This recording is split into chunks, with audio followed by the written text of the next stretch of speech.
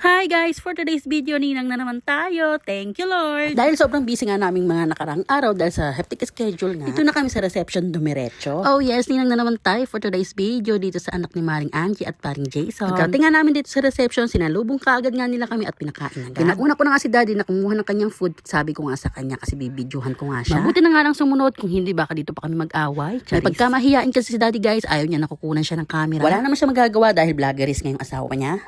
Pero minsan guys, pumapayag siya na kunan ko siya ng video kaya sinusulit ko na. Pero mas madalas niya nga sinasabi na kami na nga lang daw kunan niya at wag na nga daw siya. At dahil nga makulit ako, ginagawa ko pa rin, binibidyohan ko pa nga rin siya dahil sayang nga yung moment. Pero nga kahit ganyan yan ay sobrang suportado ako. Kitang-kita naman sa mga video ko na maganda nga yung ginagamit kong phone. Siyempre galing sa kanya, yung bigay niya nga sa akin daw para nga daw maganda nga daw yung kuha ng mga video ko. O diba, sobrang supportive ni Mister. Kaya mapapasabi ka na lang talaga na thank you husband.